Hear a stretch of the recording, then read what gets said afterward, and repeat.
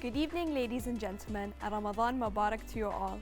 We're here with another episode filled with great guests and segments. Stay tuned, we'll be right back.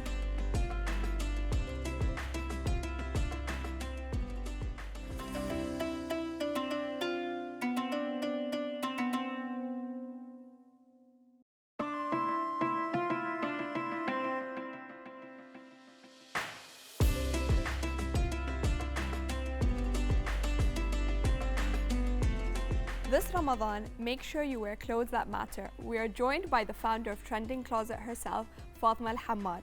Hello and welcome to our studio today, Ms. Fatma. Hello, dear. So, tell us about Trending Closet. When did you start and where did the idea come from? To begin with, Trending Closet is a family-owned business. It's between me, my mom, and my sister. It was founded back in 2016 when I was 23 years old. MashaAllah. And the idea came back when I was a little girl.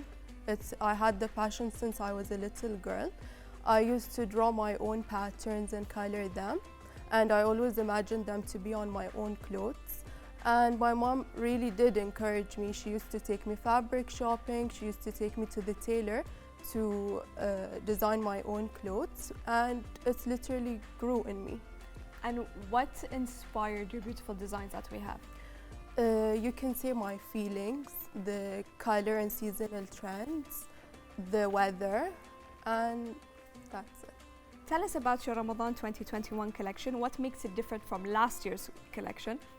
Last year's collection was different from any other year. So last year we were kind of in a lockdown. We were very limited with the family gatherings, friends gatherings, restaurants were closed. So it was a bit tricky and a bit like hard to choose to try and make people want to actually buy something since they're not gathering. Exactly. So the collection was more of like a basic collection, simpler dresses than I used to launch each year for Eid. So basically they were like basic cuts, basic colors, but of course with like a unique touch to make every girl stand out. But this year it's like almost like every year. The designs are like trendy, they're more like outing style dresses. And you're balancing, of course, between home and going out. Yes, of course. What challenges did you face managing the business, especially that you have your mom and your sister included within it? Yeah, so basically I'm managing everything in the business.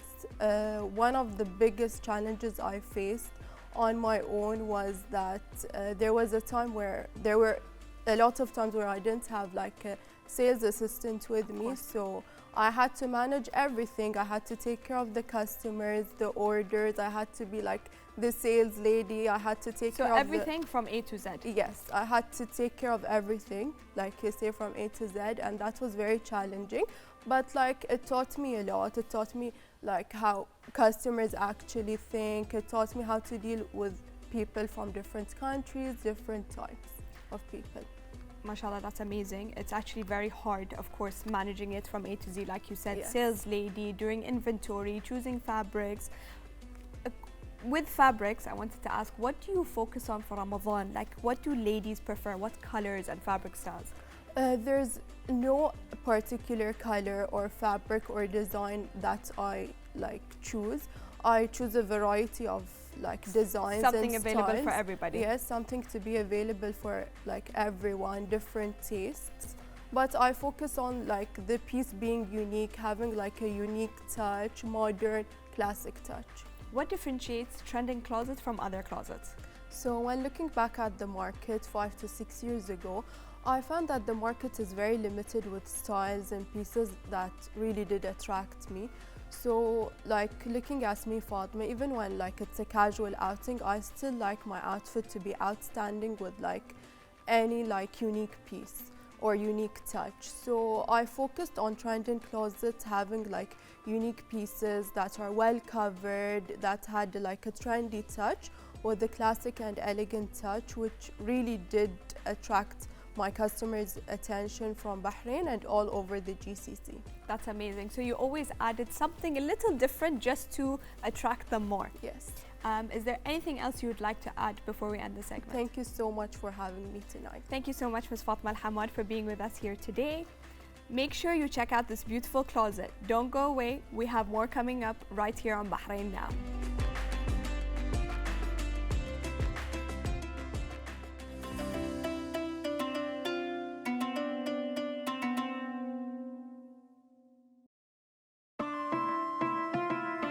More on how to maintain healthy teeth. The following report answers a lot of your questions. Let's have a look. I'm Dr. Mohammed Al-Aradi, general practitioner.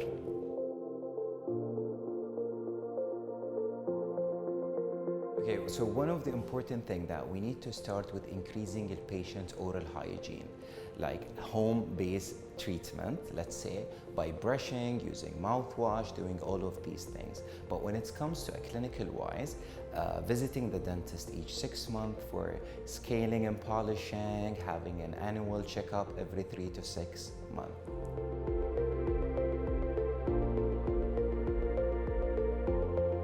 Well, coffee and tea lover, aren't we all coffee and tea lovers? The most important part is that brushing our teeth after each and every coffee and tea drinking, at least by gargling after drinking coffee and tea. There's like so many different ways and so many different tooth types that some tooth that can collect or gain the stains faster than the other. So by brushing and by gargling, using water or mouthwash after drinking tea and coffee, that will really help to decreases the amount of stain that we get in our teeth.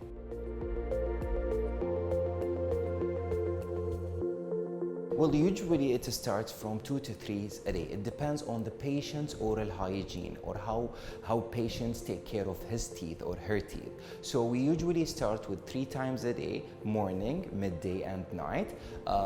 If the patient is good, or the lifestyle, let's say, or the food intakes, the dietary habit plays an important factor in that. So let's say we start at 2 times, 1 in the morning and 1 at night. In the middle day, let's say using mouthwash or gargling would really help to do that.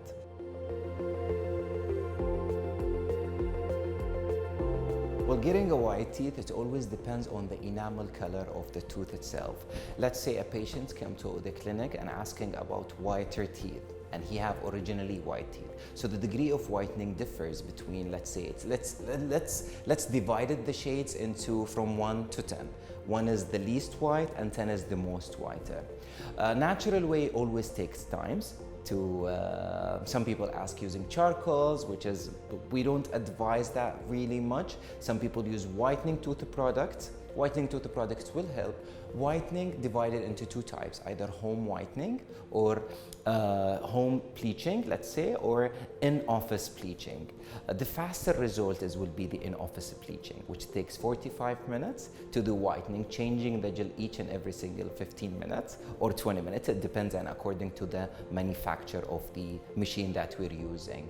But when we talk about the home whitening, it takes a lot of time, let's say, but the effect will be much more accurate.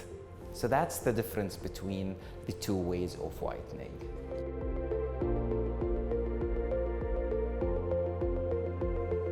Well, sensitivity is one of the, let's say, a complication of a side effect, but affecting the strength of the teeth itself, it differs from patients to patients. Let's say whitening, we advise to make it like a year in advance. You don't have to repeat it each week or each 6 months, because the material inside it may affect and causes sensitivity. So affecting the strength, if misused by the patient itself, yes, it will affect.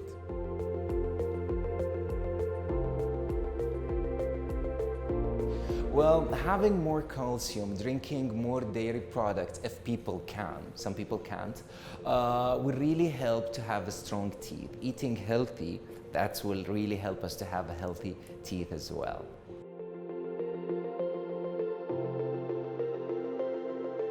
Well, I really wanted to advise that people usually need to visit the dentist each and every 6 months. Even if they don't have anything, they just pass by, have an annual checkup, let's say, that would really save a lot. Like it's an early detection of a caries or periodontal diseases, which gum inflammation and everything. So visiting a dentist, you don't have to visit the dentist unless if you have pain. No, visiting the dentist have to be as an annual checkup. That was definitely very informative. And to talk more about maintaining healthy teeth during Ramadan, we are joined tonight by dentist Mohammed Al-Aradi. Hello, doctor. It's a pleasure having you with us today here in the studio. Hi, pleasure is mine. Thank you so much. So, with fasting during the month of Ramadan, many of us suffer from dry mouth, and this can cause decay and gum disease. What's your advice on this?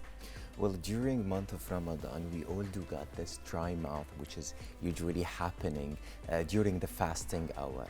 Dry mouth could happen in Ramadan and normal days. Let me just categorize the difference between dry mouth or stressed dry mouth. Normal dry mouth that combined with any types of diseases, immunocompromised patient, or for example, cancer patients or some patient with another kind of medication that need to be treated. But during the month of Ramadan, when patient got a dry mouth, we usually advise them to rinse their mouth, or let's say gargle during the fasting hour, which really help to increase the saliva stimulation. So they don't keep having dry mouth during the day. Exactly. Is there any specific types of food that can help, like I would say, hydrate, avoid the dryness, to prevent teeth issues from happening as well at the same time? Exactly. First of all, drinking a lot of water, that's very important. Fruits and vegetable, sugar-free, let's say popsicles or ice cream, which really help to increase the saliva and decrease the dry mouth incidence, which exactly we're talking about month of Ramadan. So during iftar, that's what we need to do, having a balanced diet between high food intakes that contains a lot of water. Is there any other ways you would recommend of how to avoid having toothaches during this month? Because all of us like to have sweets all the time and oily foods, so that doesn't help. Exactly. Reason number one, well, main reason number one is just staying away from sweet food, cakes, foods, and all these kind of things. Which is very hard to do during Ramadan. Exactly, it's hard to do it during this month, but at least brushing the teeth, gargling, making sure that there is no decay during that time while we're eating a sweet would really help to decrease the amount of having a cavity or gum diseases. Is there something you would recommend for us to do daily during the whole month of Ramadan, just to keep our mouth, like you said, avoid the dry mouth, keep our teeth healthy? Is there something you would recommend for us to do? Exactly. Dealing with month of Ramadan during the fasting hour equals dealing with any day during rest of the year. Yeah, it's a continuous. Yes. So, but we need to have a specific consideration and gargling more, brushing more. Try to avoid during eating the type of food, because there is type of food that really increases the dry mouth. Like for example, we're talking about habitual things like smoking and all these. Try to avoid all of these things. Not only during Ramadan, of course. Of course. Throughout the whole year. Is there anything you'd like, some tips from your side for people to do during Ramadan? Well, having a well-balanced diet during Ramadan, it's very important, which really prevents us from having a decay and gum diseases. That would really be important, especially this month we're eating, as you mentioned, we're eating a lot of sweets, a lot of fried candies. Foods. Yes. And it's very hard to stop doing that. Thank you, Dr. Mohammed Al-Aradi, for being with us here today, and thank you for all your tips. Viewers, make sure you take good care of your teeth. Don't go away. We'll be right back.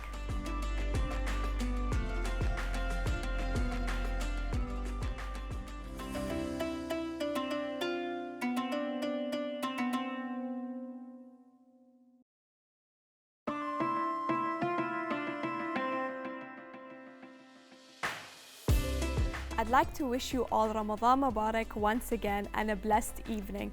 Make sure to join us for more upcoming exciting segments tomorrow with me, Lara Sam'an. Good night and God bless.